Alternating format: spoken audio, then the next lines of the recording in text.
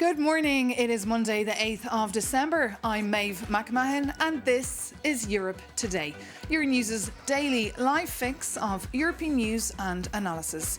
Coming up today, Elon Musk has said the European Union should be abolished for issuing his social media platform X with a fine of 120 million euros.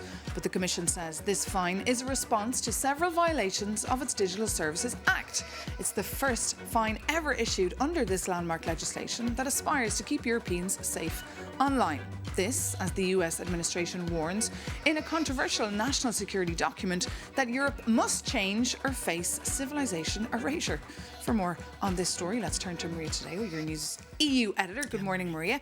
Bring us up to speed on this story. There's a lot to digest this morning. Well, there's a lot, and the EU really caught up in this vortex over the weekend, which, as you say, really started on the Friday morning when the US put out and Europeans found out about this national security strategy. In this document, the US does say Europe is a natural ally, but they also argue in unusual language. To some extent, we could question whether or not it's diplomatic that Europe has to go back to its former greatness. It also argues that illegal, uncontrolled migration, bad economic policies, too much regulation, all of this put together could end the European civilization as we know it. The document presented by the US also welcomes European patriotic parties who they argue are resisting this trajectory, and the US, they add, should help contribute to change this trajectory. Obviously, this is unusual language. It's not shocking. It's not really surprising because it builds up really on the speech that the US Vice President J.D. Vance gave at the Munich Security Conference. The only difference, of course, is that it is now in writing. I should note, however, over the weekend, I spoke with European officials who told me, look, this document has little to do with national security and a lot about what they perceive is political interference. Now, the second part to this has to do with Elon Musk. The Commission fined X 120 million euros for breaching transparency rules in the European Union. The fine, the amount, I should note, it's quite small compared to other penalties on US big tech. Nonetheless, it triggered a big response from Elon Musk, who's been tweeting about the European Union all over the weekend. He started, and hopefully we can put it up on the screen, saying the EU is not a democracy. It has become a bureaucracy. It should be dismantled, abolish the EU. Quite strong language. The Commission is still defending this fine, saying it is appropriate. They believe they have a strong legal case, and if he disagrees, he can take it to court in a court of justice, of course. And Maria, how's the EU been responding to the unprecedented language from the other side of the pond, from, in theory, their biggest ally? Yes, and, when we look at the EU as an institution, very timidly, no word from the head of the Commission, Ursula von der Leyen, no word from the head of the European Council either. But we did speak with Kaja Kallas, the Foreign Office Chief Policy from the EU. She told us the way to look at this is that domestic issues have to be dealt by the EU. On external matters and conflicts, we should still work together with the United States. Let's take a look. Let's focus on the things that we can do together. I mean, what we can take from that security strategy is that we are still, allies with America. We don't always see eye to eye on everything, but it's our internal matters we can handle ourselves. Let's focus on the global challenges that we actually have, which are, economic cursive practices from China that we are both, faced with, which is the threat that comes from malign actors like Russia, like China, like Iran. So we definitely need to focus on what we can do together and domestic issues. Let them be our domestic issues. And that was Kaja Kallas speaking to Euronews. Note how she said 3 times these are domestic issues. That's for the EU. The capital's much stronger language. The French foreign minister saying the Commission is right, and this is just a start. The Polish foreign minister, much stronger language. He tweeted directly at Elon Musk saying, go to Mars. There is no censorship for Nazi salutes there. Obviously, that's a reference to another controversy as to whether or not Elon Musk had made a Nazi salute at a rally at the start of this year. But Maeve, what we're seeing, of course, is a lot of cacophony because there is no single strategy in terms of how to deal with the United States at this point. For the EU, the institution, I repeat, it has been so far about de-escalation, hoping to stabilize the relationship, although that's not really been the case. The tariffs went ahead, NATO 5% on Ukraine, very difficult situation. But for the time being, the strategy continues to be don't engage publicly. Indeed, a very tricky time for the transatlantic tie. Thank you so much, Maria Tadeo, Euronews' EU editor, for that. And if you're listening to Maria's analysis there about Elon Musk and thinking you have seen this movie before, you're right. It is not the first time the EU and Elon Musk find themselves in the online boxing ring. Our reporter Jakub Janis has this refresher. Over the weekend, there was yet another battle between the EU and Elon Musk, who claims the European Union should be dismantled. It sounds extreme, but if you look at the timetable, the bells have been ringing for some time already. Let's go back to July 2024. Musk claimed Brussels offered him a secret illegal deal to censor speech. Fact check. It was a standard compliance procedure offered to every platform, but Musk used it to frame himself as a victim. Then was August 2024. The European Commission sent a formal warning letter to follow EU law. In response, Musk tweeted a very non-diplomatic meme from the movie Tropic Thunder. In late 2024, he told German voters to back the far-right alternative for Deutschland. And then he attacked Italian judges on migration, claiming they need to go. And his current battle is against the 120 million euro fine for his social media platform X. However, the fine is not about supposed censorship, but about consumer fraud. It means selling verification to anyone, including bots, actively blocking researchers from seeing public data, and hiding who actually pays for the ads you see. Given that the penalty is well below the maximum possible fine, we need to ask one question. Is the game you play, Elon, actually about business? Or maybe it's about something else? Jakub Janis there. Well, coming up, we'll be joined by Sviatlana Tsikhanouskaya, the exiled opposition leader of the Belarusian Democratic Movement, who emerged after challenging Belarus's authoritarian leader Alexander Lukashenko in the 2020 presidential election. Forced to flee her home country, she now dedicates her time to advocating for democratic Belarus and resisting the regime's role in Russia's war against Ukraine. Sviatlana Tsikhanouskaya, great to have you with us here on Europe Today. Good morning. Welcome to Brussels. First, how is your husband Sergei doing? He was released this summer after many years behind bars in Belarus.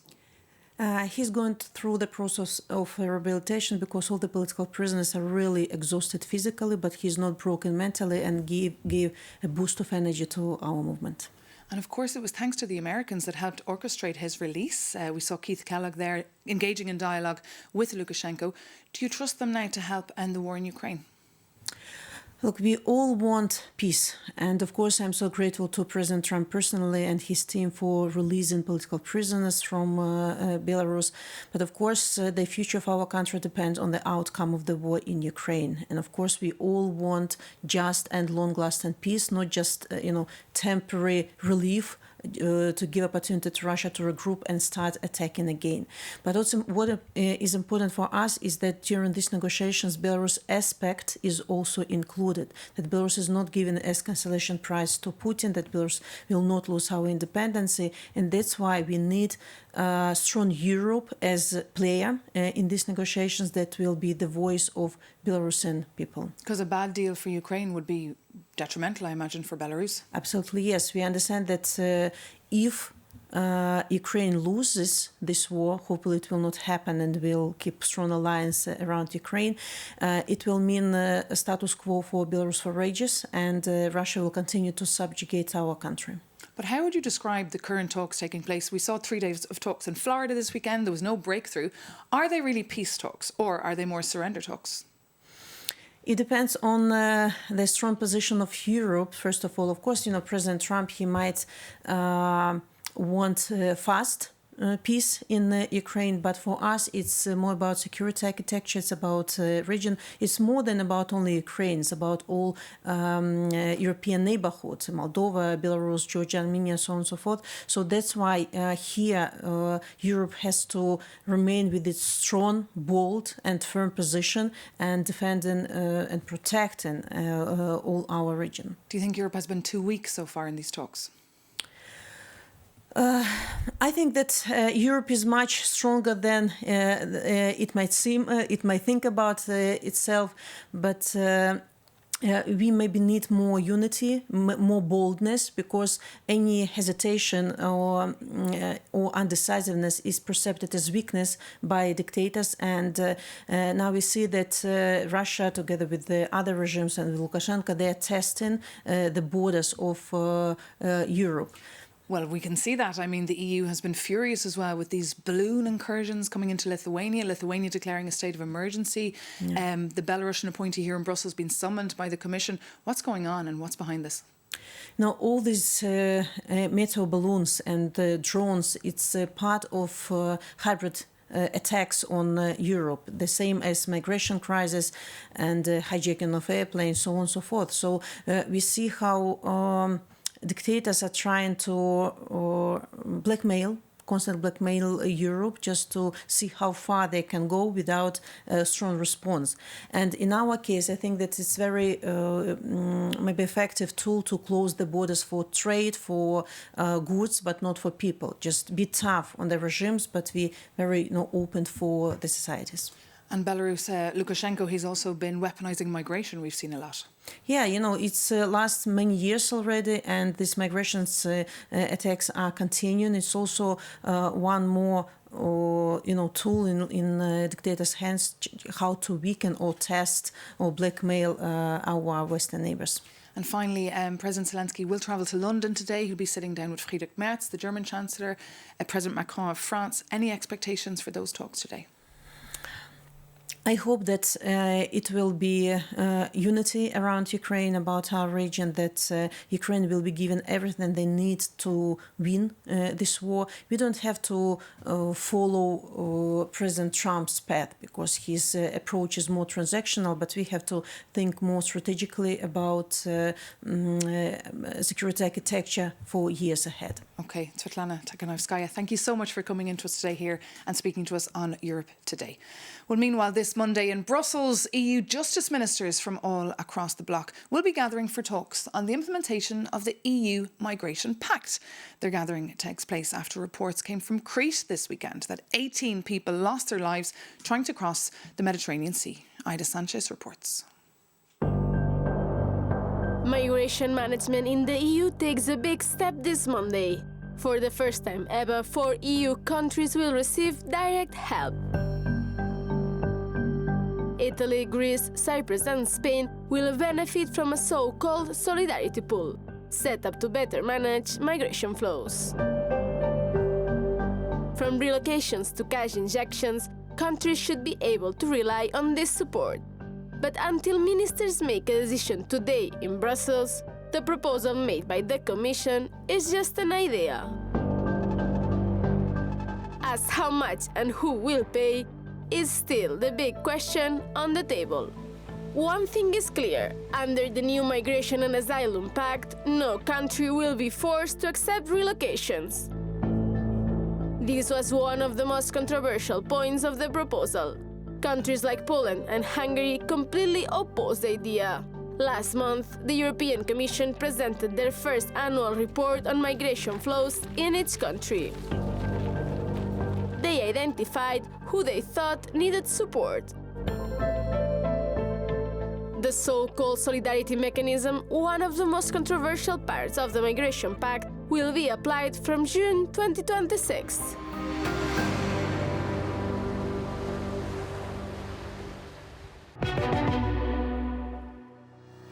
And for more on the outcome of those talks in Brussels today, keep an eye on euronews.com. But that brings this Monday's edition of Europe Today to an end. Thank you so much for tuning in and for being with us. We'll be back, of course, tomorrow morning again with another episode. So see you then and take care.